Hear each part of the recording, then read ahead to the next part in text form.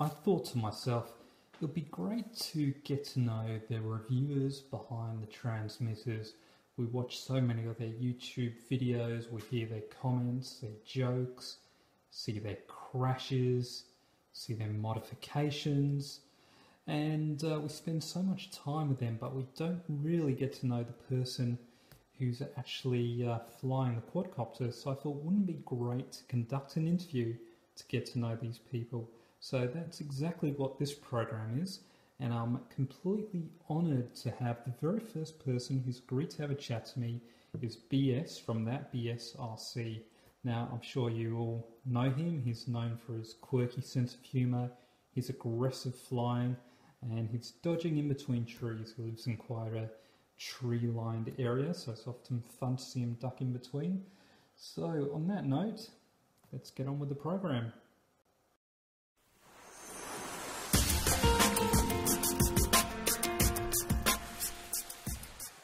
ThatBSrc. Do you mind if I call you BS? I hope you don't. It's an absolute honour to have you spend some time with me and answer a few questions. I'm a huge fan of your show, and it's great of you to offer your time to have a chat.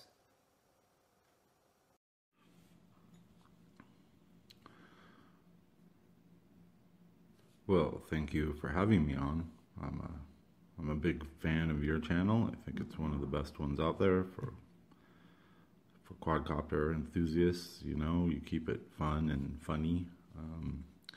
But thank you for having me on. You know, even though obviously Australians don't understand that we have a time difference and it's, you know, early in the morning, but so thanks for waking me up.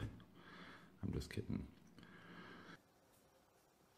There aren't too many flyers out there who can fly as close to you. You're very aggressive, you have extremely close flybys. It's a lot of fun to watch, and you tend to push the quadcopter to its limits. So how long have you been flying for to hone that sort of skill?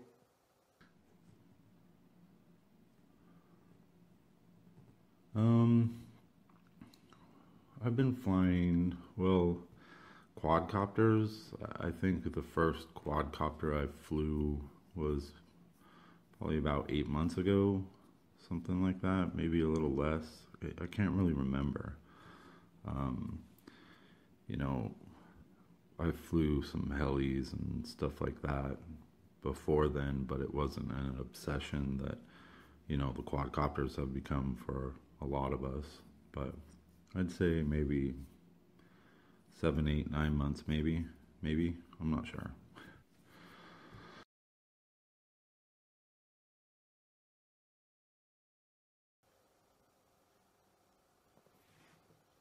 So what was your very first quadcopter you learned to fly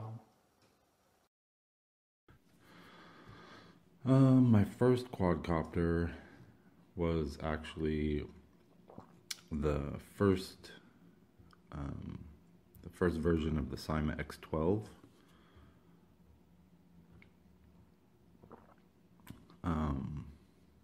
Yeah, that was my first quadcopter. You know, that was the first one that I got with the gyro and everything. And, you know, I think a lot of my flying, the way I fly anyway, is probably due to the fact that that's the one that I had at first. It was, you know, I don't know if you had it, but it had a horrible yaw. I mean, it was horrible. So,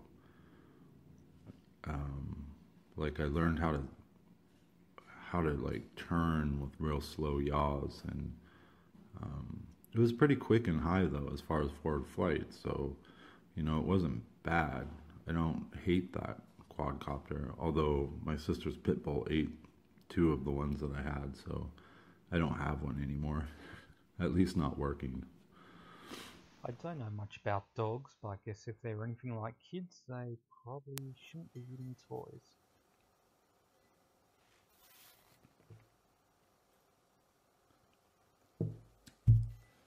If you could design a quadcopter, what would be your perfect flyer in the way of speed, yaw, that sort of thing. Wow, if I could design one, I think it would be, like what we all want. We all want like a programmable, quad, like the Hubsan X4, but without all the twitchiness and even though it's programmable, you can't get it like all the way up or all the way down with yaw or pitch. It's kind of like this weird, kind of adjustable thing on the X4, but it's awesome that it has it. It's just not implemented very well. But I think it would be probably the size of the X6058 or, a mini size. That's the kind of size I like for outdoor fast flying, because it's big enough to see when it's away from you, and it's still small enough to you can throw it in your backpack or whatever, and portability wise. But I would want the yaw at 100% to be as fast as the XS1, and I'd want the pitch at 100% to be, almost vertical, and then be able to adjust that, and the yaw adjust that any way so I could get the perfect balance that I want. And I think that's what most of us are looking for, and a nice hobby style transmitter, and then really cool looking, cool spaceship. I like the spaceship looks. They're pretty cool. That'd be the perfect one. And something with 8mm motors, or brushless, better yet brushless. Something that's really, really fast. And if you can dial down the pitch, then, it wouldn't be so fast if you want to be boring, I guess. I don't know, but that would probably be my perfect one. Hopefully someone comes out with it soon. So if someone was looking at getting into the hobby, what quadcopter would you recommend? And do you think it's good that they learn to fly on headless mode? I notice most of the quads these days, they come in headless mode.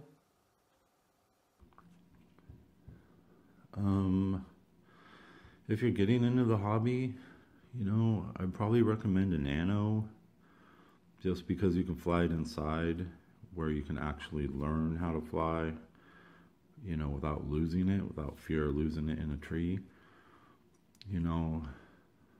I think a lot of people would recommend the Cheerson CX10. I wouldn't. I like it. I think it's a nice nano, but it's not my favorite. The transmitter is just, I don't like the nano transmitters, and that's what that comes with. I honestly, I am a Cyma fan and really don't care what people think. I like Cyma products. I think the new X12S Nano is what I would recommend, because it comes with a bigger transmitter. It's got a really nice yaw. It's got 2 rates, so you can use it in low and learn how to fly. It's got little prop guards on it. It's got a nice set of lights. Battery lasts pretty good. Does real good flips. That's probably what I would recommend for your very first one, if you've never flown before at all.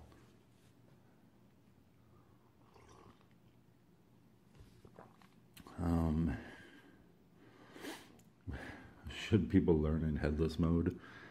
I think headless mode is a perfect name for that, because if you learn in headless mode, most likely you have no head.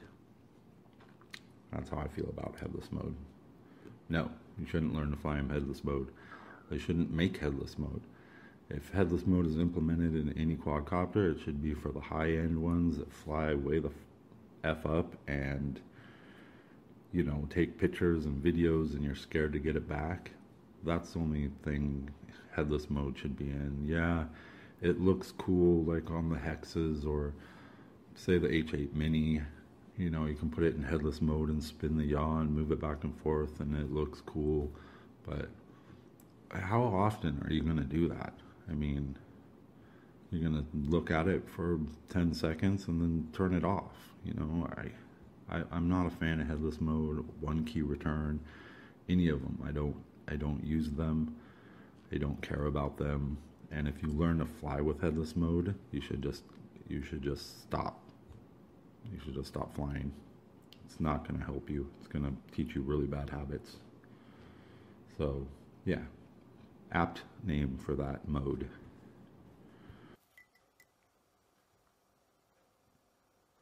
You seem to be quite a fan of the Cyma X5C. I often see you flying it around quite aggressively as you do. And a lot of people, they have opinions such as speed and the fact it can't fly at wind. So how would you answer your critics? Yeah, I am a fan of the Cyma X5C. I don't care. I don't care if people don't like it. Everybody's got their opinions, you know, and I'm not going to fight them. It's not a super fast quad. The yaw is horrible. It's manageable, but it's definitely not, you know, what I want. But I have never had a flight with the X5C where I didn't have fun. Not once.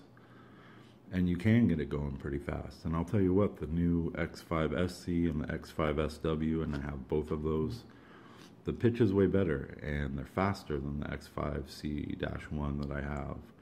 And I like flying them. The SW, I know it's supposed to be a first person view one.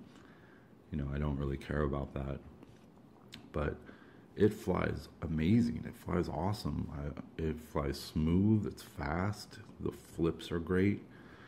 And, you know, the wind bug that everybody talks about, I haven't experienced once. And I have talked to Jamal, or Frequent Flyer, most people know him by. I have talked to him about it, and he says that it might be an accelerometer issue, and that I'm not flying it, you know, forward far enough, because I don't tend to fly very far away from me because I like to fly really fast, tight circuits. And he said maybe it's like the X13 where in forward flight, the accelerometer gets all messed up and causes it to stutter and stall and stuff. But I have two X13s and I don't fly them that far away from me either. And I get that accelerometer issue with both of them. You know, so I'm actually flying the X5SC and the X5SW in forward flight farther away from me, and I still haven't got that issue. So I don't know if Cyma's fixed it or if I just got good models or what, but I have never experienced the wind bug. And, you know, if you don't like them, don't buy them. It doesn't make them a bad quad just because you don't like them. You know, those are really good for beginners too. Intermediates, you know, that's a perfect quad for them. They can learn how to sport fly with it. They're fairly inexpensive. They have a nice transmitter. So, you know, critics of them can go jump off a bridge. I don't really care. I like them. That's my opinion of them. When I search online stores for new quadcopters, as I frequently do, I always find a lot of reincarnations of popular models like the Cyma or Hubson. So what's your opinion of cloning popular models and, I guess, general manufacturing practices?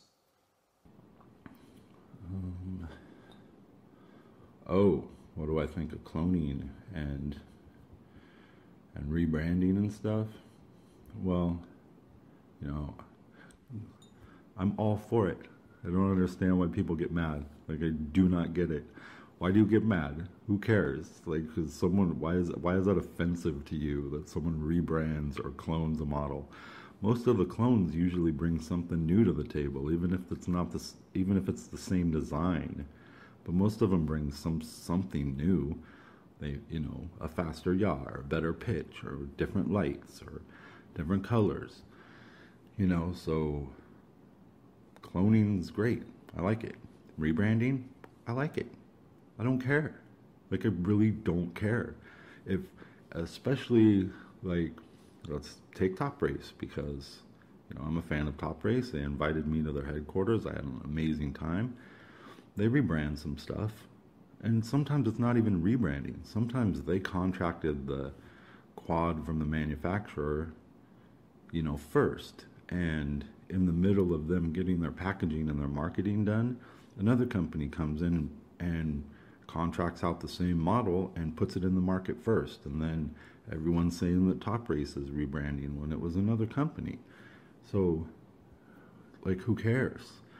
And if it makes it more widely available and easier to get, who cares?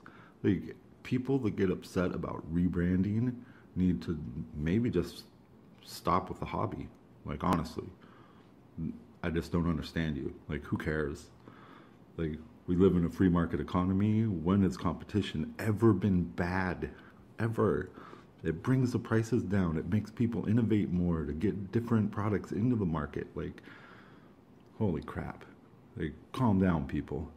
Who cares if someone rebrands? Who cares if someone clones? If you don't want it, don't buy it. Period. Move on. Find something you want to buy. So if you really want to know how I feel about that, you can ask me later because, that was a brief answer. BS, you have a huge YouTube following, quite a big internet presence. Have you ever thought of putting the BS brand on your own quadcopter? I have a huge following on YouTube. Well, Stuart, you Aussies are flatterers and liars, and that's what I like about you. But thank you for that. Cloning quads and putting the BS brand on it, I really can't talk about that right now. I can't say yes or no that that's already in the works. I just can't discuss it, so let's just move on. Sorry, BS, I'm going to have to stop you there. It's actually Stuart, S-T-U, like Stuart, not Stuart.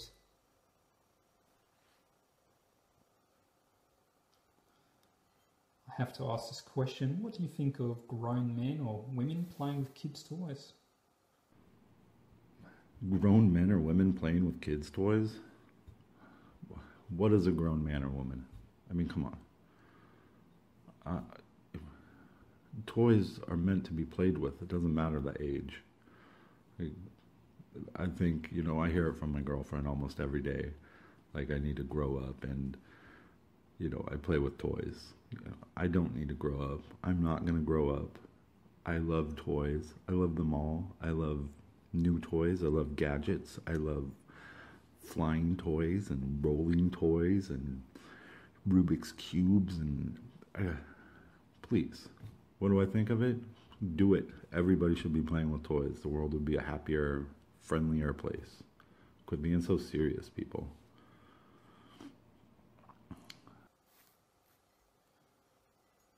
Do you get upset? I know I do. If your kids ask to play with your quads?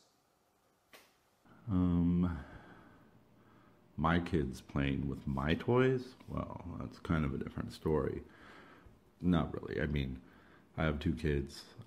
My son flies, and he's probably, he's as good or maybe better than me as far as flying goes. He's an amazing flyer. He's the only one that I'll let fly any of my quads, even the ones that I try to baby.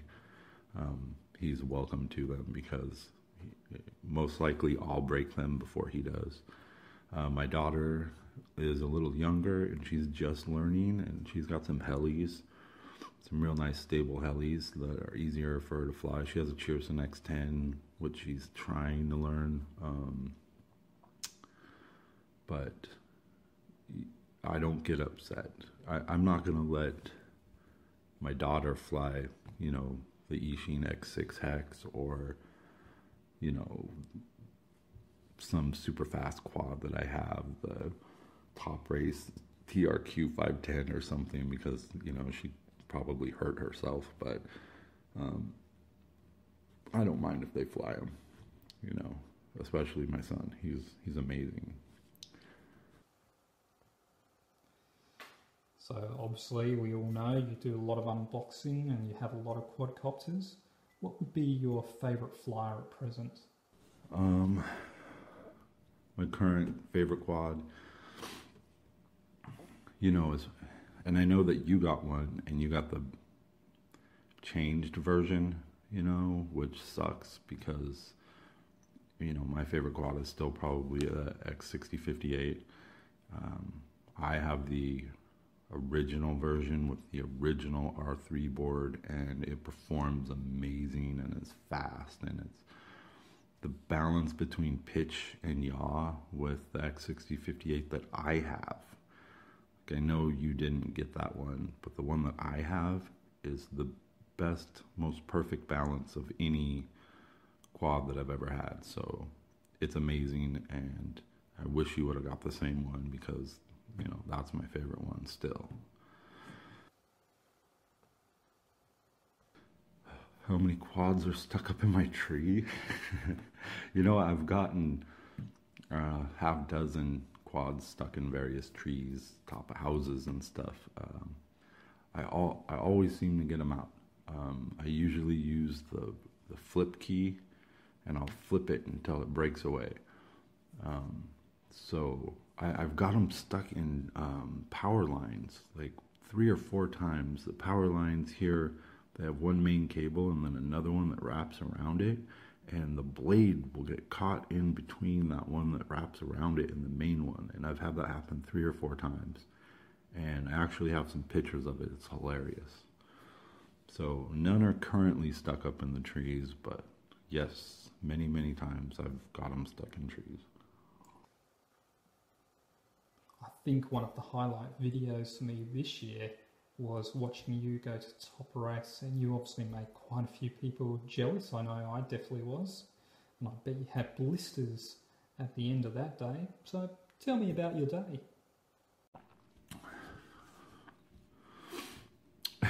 People are jealous of my visit to top race. Well, that was my intention, so good. That day was awesome. It was amazing.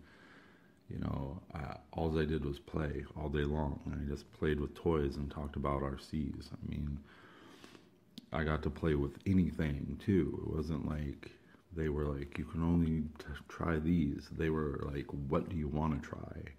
And, you know, if that couldn't make someone happy, like immensely, incredibly happy, especially someone that's into the hobby like we are, then, you know, you got an issue. I mean, I got to play all day long, and it was amazing. I mean, I got to play with everything that I wanted to, and there was no time limits, and Dave and Ben and everybody at Top Race was so incredibly nice to me, and, you know, I love that company.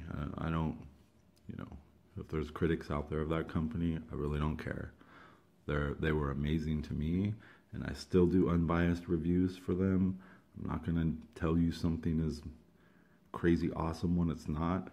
You know, I'm going to give you the truth about the things that they sent me, but I do love that company, and you know, for the most part, most of their products are awesome, you know, especially the TRQ 510.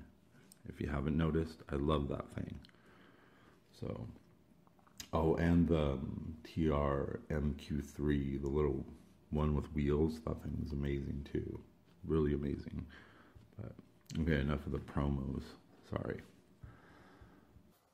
In some of your videos after the top race visit, you hinted about some of the developments that they might have in the future. I'm just wondering if you can share anything with us.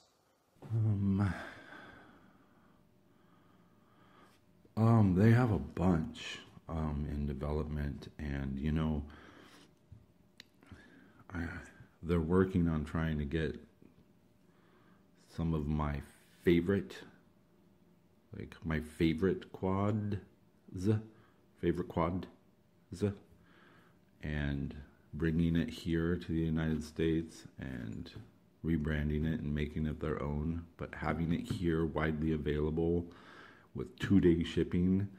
So, you know, there's, like I said, rebranding is good. If they're taking something that I love and making it, you know, I waited, you know, 6 weeks, 2 months for some of my favorite quads. You know, a long, long time. If Top Race can get those and rebrand them and put a different canopy on them and put them on Amazon and have them get to me in 2 days, dude, I'm high-fiving them. I'm giving them big props. You know, that's awesome. So, you know, I'm all for it. And, you know, I hope they get it done, because it's going to be amazing if they do.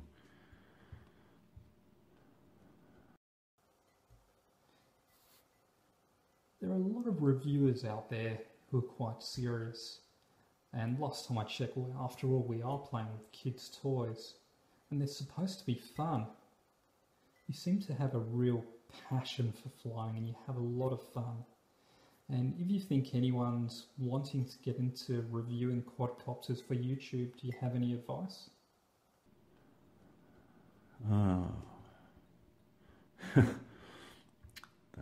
Yeah. Yeah, me and you have had a private talk about the serious reviewers out there. And, you know, we've both said it. These are toys. Toys. You know?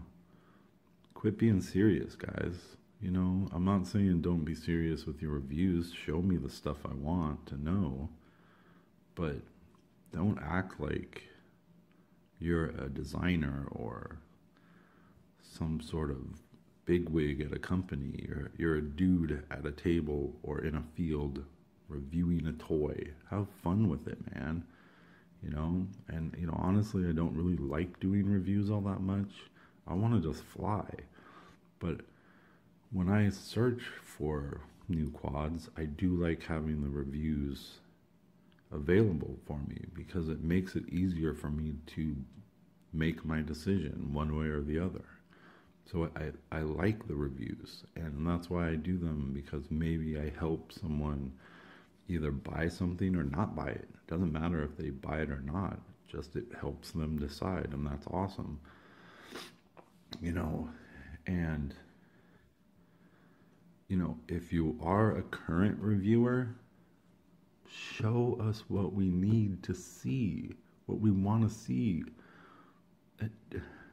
Don't fly it way up in the air where I can't see the pitch and the yaw.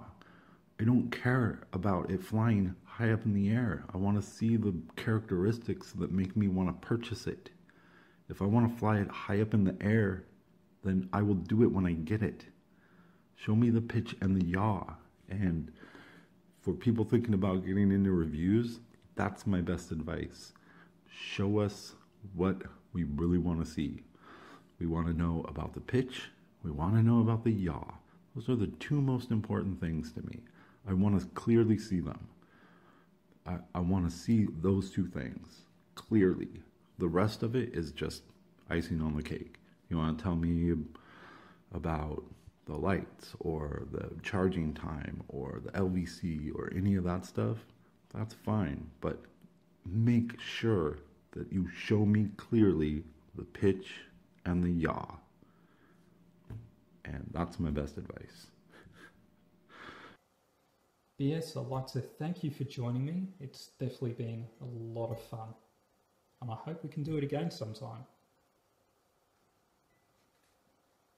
So, well, you know, thank you, Stuart. That was really fun. And, you know, I can't wait. You know, I can't wait to see other guests that you're going to have on your program. I love your program. I encourage everybody to watch this, and I'll make sure that I post this everywhere that I can, because this is literally, you know, I wait for it every week. I love your Quadcopter Roundup program. It's amazing. And I love your channel. So thank you.